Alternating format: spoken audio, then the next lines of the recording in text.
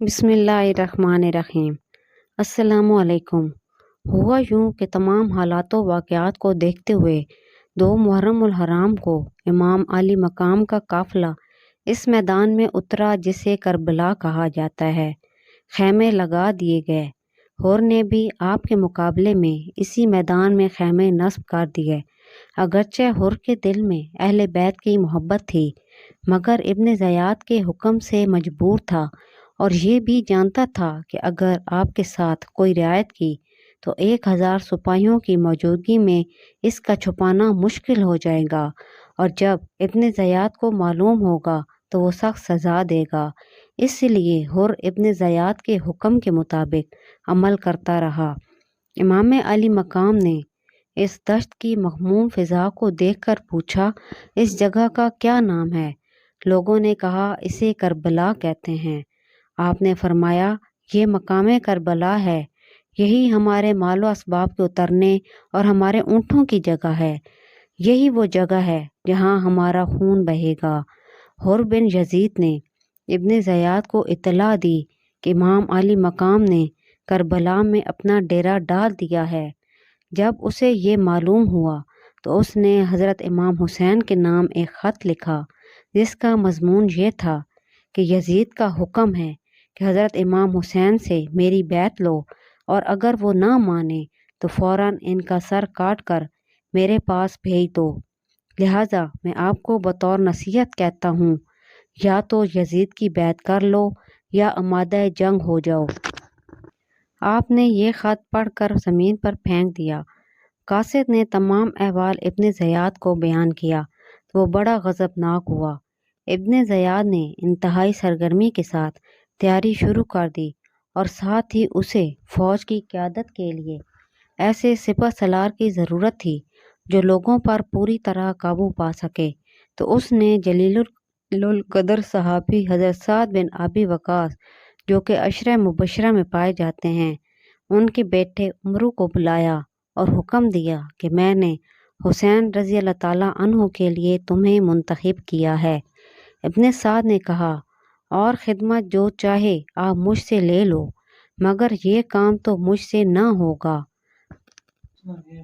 اس نے آپ کو حکومت رے یعنی تہران کا دارالخلافہ کہتے ہیں دینے کا وعدہ کیا، وہ پورا نہ ہوگا۔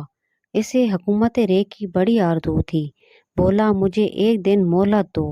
ابن سعد دوستوں سے مشورے کے بعد ابن زیاد کے پاس گیا اور کہا، آپ نے میرے لیے رے کی حکومت کا جو فرمان جاری کیا ہے لوگوں کو اس کا معلوم ہونا چاہیے، لہٰذا اس کا نفاذ کر دیجیے۔ 3 محرم الحرام کو ابن سعد اپنا ایمان رے کی حکومت کے لیے قربان کر کے 4000 فوج کے ساتھ امام پاک کے مقابلے میں کربلا پہنچا۔ ابن سعد یہ چاہتا تھا کہ رے کی حکومت بھی ہاتھ سے نہ جائے اور معاملہ بھی جنگ کے بغیر طے ہو جائے، چنانچہ اس نے امام علی مقام کی خدمت میں قاصد بھیجا اور دریافت کیا، آپ یہاں کیوں تشریف لائے ہیں؟ آپ نے اسے بھی وہی جواب دیا جو حر بن یزید کو دیا تھا کہ میں تم لوگوں کے کہنے پر یہاں آیا ہوں، اگر تمہیں میرا آنا ناگوار گزرا ہے تو میں واپس جانے کو تیار ہوں۔ عمرو کو اس جواب سے خوشی ہوئی اور امید واثق لگی کہ اللہ تعالیٰ حسین کے ساتھ جنگ کرنے سے بچا لے گا۔ اس حکم کے ملتے ہی عمرو بن سعد نے عمر بن حجاب کو 500 سواروں کے دستے پر امیر بنا کر فرات پر متعین کیا۔ یہ لوگ فرات اور امام علی مقام کے درمیان حائل ہو گئے تاکہ وہ پانی کی ایک بوند بھی نہ لے سکیں۔ اس طرح 7 محرم الحرام کو پانی بند کر دیا گیا۔ اس کے بعد شب کے بعد امام علی مقام اور عمرو بن سعد کی ملاقات ہوئی، جس میں آپ نے اتمام حجت کے طور پر 3 صورتیں پیش فرمائیں۔ نمبر 1، مجھے وہیں لوٹ جانے دیجیے جہاں سے آیا ہوں۔ نمبر 2، مجھے یزید سے براہ راست معاملہ طے کر لینے دو۔ نمبر 3، مجھے مسلمانوں کی کسی سرحد پر بھیج دو، وہاں کے لوگوں پر جو گزرتی ہے مجھ پر بھی وہی گزرے گی۔ اس گفتگو کے بعد عمرو بن سعد نے ابن زیاد کو اسی مضمون کا خط لکھا۔ خدا تعالیٰ نے فتنہ ٹھنڈا کر دیا ہے، پھوٹ دور کر دی ہے اور اتفاق پیدا کر دیا ہے۔ سیدنا امام حسین مجھ سے وعدہ کرتے ہیں کہ وہ ان تینوں میں سے ایک کے لیے تیار ہیں، اس میں تمہارے لیے اور امت کے لیے بھلائی ہے۔ ابن زیاد نے خط پڑھا تو متاثر ہو گیا، مگر ذیل جوشن نے مخالفت کی اور کہا اب امام حسین قبضے میں آ چکے ہیں، اگر تمہاری اطاعت کے بغیر نکل گئے تو عجب نہیں کہ عزت اور قوت حاصل کر لیں گے۔ ابن زیاد نے شمر کی رائے منظور کی اور حضرت امام حسین کو خط لکھا کہ اگر حسین اپنے ساتھیوں سمیت خود کو ہمارے حوالے کر دیں تو لڑائی نہیں کی جائے گی، اور اگر یہ بات منظور نہیں تو پھر جنگ کے سوا کوئی چارہ نہیں۔ شمر کو حکم دیا گیا کہ اگر عمرو بن سعد میرے حکم پر ٹھیک ٹھیک عمل کرے تو اس کی اطاعت کرنا، ورنہ اسے فوج سے ہٹا کر کمان اپنے ہاتھ میں لے لینا اور امام حسین کا سر کاٹ کر میرے پاس بھیج دینا۔ 9 محرم الحرام بروز جمعرات امام عالی مقام کمر سے تلوار باندھے اپنے خیمے کے پاس سر انور رکھے محو خواب تھے کہ اچانک آپ نے شور سنا اور بیدار ہوئے تو اپنے بھائی حضرت عباس کو بھیجا کہ جا کر معلوم کرو کہ ان لوگوں کا کیا مقصد ہے۔ انہوں نے بتایا ابن سعد اپنے لشکر کو لیے جنگ پر آمادہ ہے۔ آپ نے فرمایا میں نے ابھی خواب میں رسول اللہ صلی اللہ علیہ وآلہ وسلم کو دیکھا ہے۔ آپ نے فرمایا اے حسین تو ہمارے پاس آنے والا ہے، ان لوگوں کو کہو ہمیں ایک رات کی مہلت دے دو تاکہ ہم اس آخری رات میں اچھی طرح نماز پڑھ لیں، دعائیں مانگ لیں اور استغفار کر لیں۔ حضرت عباس نے جا کر ان سے یہی کہا کہ ہمیں مہلت دے دو۔ ان لوگوں نے یہ بات مان لی۔ دنیا میں ہزاروں جنگیں ہوئیں، مگر کربلا کی جنگ انوکھی جنگ تھی جس کی مثال تاریخی عالم میں نہیں ملتی۔ سیدنا امام حسین کے ساتھ کل 82 آدمی تھے، جس میں بیویاں، بیمار اور بچے شامل تھے، اور وہ بھی با ارادہ جنگ نہیں آئے تھے، نہ ہی ان کے پاس پورا اسلحہ موجود تھا۔ جب یزیدیوں نے رات کی مہلت دے دی تو آپ نے اپنے رفقا کے ساتھ خطبہ ارشاد فرمایا۔ جب شب عاشورہ ختم ہو گئی اور صبح مصائب و آلام کی خبر لے کر آ گئی تو امام علی مقام کے خیموں میں اذان کی آواز بلند ہوئی تو امام علی مقام نے بما رفقہ نماز فجر ادا کی اور نماز کے بعد سب کے لیے صبر و استقامت کی دعا فرمائی۔ ابھی دعا سے فارغ نہ ہوئے تھے کہ مخالفین کے لشکر سے جنگ کے نعرے پر چوٹ پڑنے لگی۔ اس کے بعد حضرت امام حسین اپنے خیمے سے باہر آئے۔ فرمایا اے لوگو، تمہیں معلوم نہیں ہے کہ میں ابن رسول ہوں، جگر گوشہ علی مرتضیٰ ہوں اور لخت جگر سیدنا فاطمۃ الزہرا ہوں۔ حسن مجتبیٰ میرے بھائی ہیں، امامہ میرے سر پر ہے، جبہ رسول میرے بدن پر ہے اور تلوار سیدنا علی مرتضیٰ کی ہے۔ پس اگر جو تم میری تصدیق کرو، جو میں تمہیں کہہ رہا ہوں حق سچ کہہ رہا ہوں، میں نے کبھی جھوٹ نہیں بولا، اور تم میری بات کی تصدیق اگر نہیں کرتے اور مجھے جھوٹا سمجھتے ہو تو تم میں ہی ایسے لوگ موجود ہیں جو میری تصدیق کریں گے۔ خطبے کے دوران شمر نے آپ پر ایک نامناسب چوٹ کی تو ابن مظہر نے اس کا دندانے شکن جواب دیا اور کہا خدا نے تیرے دل پر مہر لگا دی ہے، اس لیے تو نہیں سمجھ سکتا کہ امام علی مقام کیا فرما رہے ہیں۔ جب بدبختی کسی قوم کا مقدر بن جاتی ہے تو آنکھوں پر پردے پڑ جاتے ہیں اور حق سمجھنے کی صلاحیت ختم ہو جاتی ہے۔ کوفیوں اور یزیدیوں کا حال بھی بالکل ویسا ہی ہو گیا تھا، جس کی وجہ سے کوئی نصیحت اثر انداز نہ ہوئی، اور ان کے کرتوت تو ایسے تھے کہ ظالموں کو فوراً عذاب دیا جاتا، لیکن اللہ تعالیٰ نے اپنی حکمت کی وجہ سے ان کو مہلت دی، کیونکہ اس کے ہاں ہر چیز کے لیے ایک وقت مقرر ہے۔ تو جب جنگ کے لیے صفیں درست ہو گئیں تو سب سے پہلے حضرت حر، جن کو حق اور باطل میں فرق سمجھ آ گیا تھا، امام علی مقام کی خدمت میں اپنے گناہوں کی معافی طلب کرنے کے بعد میدان جنگ میں آ گئے۔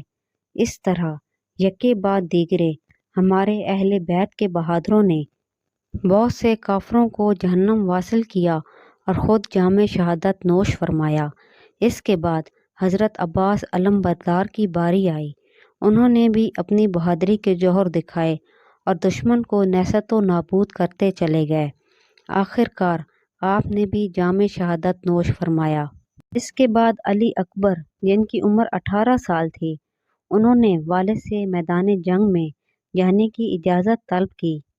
آپ نے بھی بہادری، صبر و استقلال اور شجاعت کے ساتھ دشمنوں کا مقابلہ کیا اور ان کو ڈھیر کرتے گئے۔ جب سارے جان نثار ایک ایک کر کے حضرت امام حسین پر قربان ہو گئے تو سوائے حضرت علی اصغر شیر خوار اور حضرت زین العابدین بیمار کے کوئی باقی نہ رہا۔ تو اب زین العابدین نے میدان جنگ کا رخ کیا، جس پر حضرت امام حسین نے ان کو روکا، اپنے اہل خانہ کو کچھ نصیحتیں کی کہ اب تم لوگ ہر طرح کی مصیبت میں گرفتار ہو جاؤ گے تو تمہاری آواز ہرگز بلند نہ ہو، ایسا نہ ہو کہ نانا جان ناراض ہو جائیں۔ اپنی بیٹی سکینہ کو حضرت زینب کی گود میں رکھ کر فرمایا، بہن اس کا خیال رکھنا، اس کی آنکھ میں آنسو نہ آنے دینا۔ آپ نے فرمایا، میں راضی برضائے خدا ہوں اور تم سب کو خدا کے سپرد کرتا ہوں اور صبر کی دعا کرتا ہوں۔ یہ فرما کر گھوڑے کی لگام تھامی اور میدان جنگ کی طرف بڑھے تو خیمے سے آواز آئی۔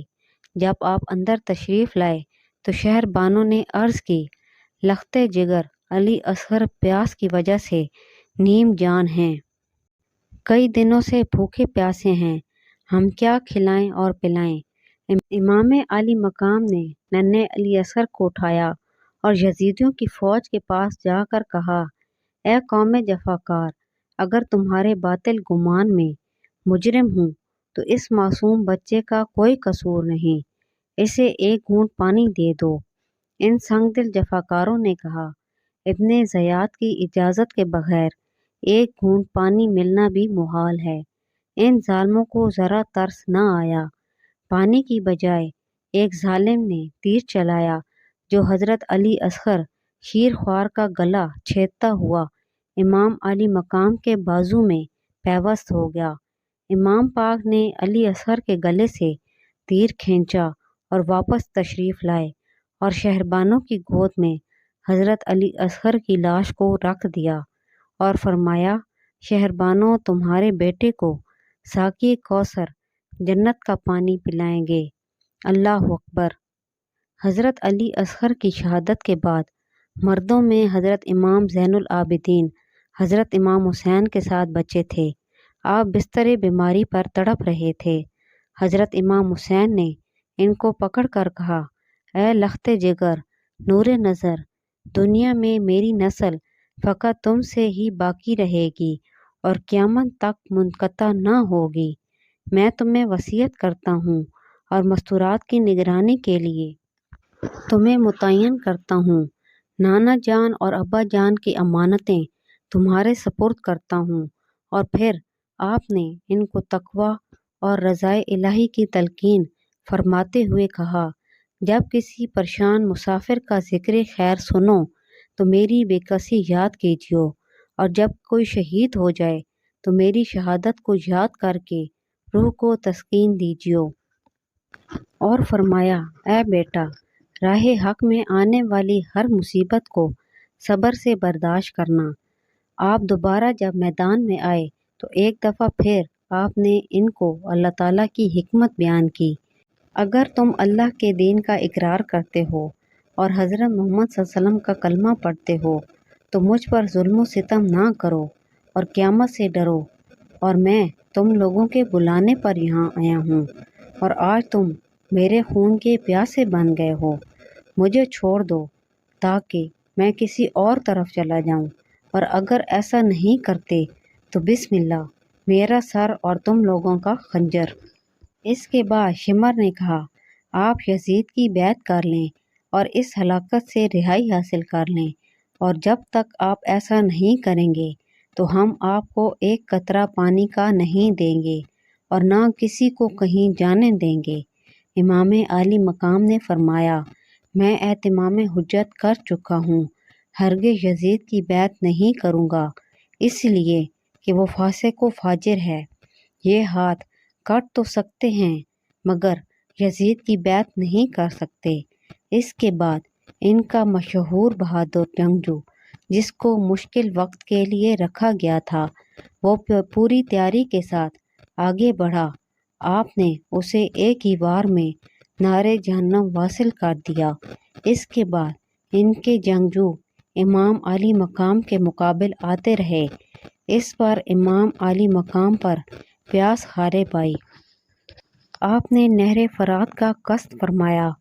عمروں نے اپنے سپاہی ادھر روانہ کیے کہ اگر آپ نے ایک گھونٹ بھی پانی پی لیا تو ہم سب کو تباہ و برباد کر دیں گے، یہاں تک کہ آپ لشکر کو چیرتے ہوئے نہر فرات پر پہنچے۔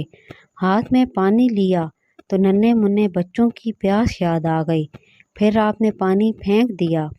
پیتے بھی کیسے جب اللہ کو منظور ہی نہ تھا کہ 3 دن کے بھوکے پیاسے آب کوثر سے محروم رہیں۔ بہرحال آپ خیمے کی طرف چلے اور تقریباً 400 افراد کو مار گرایا۔ اس کے بعد عراق اور شام کے بہادر آتے رہے مگر جو سامنے آیا زندہ نہ گیا۔ اس کے بعد ان پر ایسا رعب طاری ہوا کہ انہوں نے چاروں طرف سے آپ کو گھیر لیا۔ آپ نے فرمایا، ظالموں، تم لوگوں نے ابن زیاد اور یزید کی خوشنودی کے لیے آل رسول کا خون بہایا، تو اولاد رسول نے بھی اللہ اور اس کے رسول کی خوشنودی کے لیے اور اسلام کی حفاظت کے لیے سب کچھ قربان کر دیا۔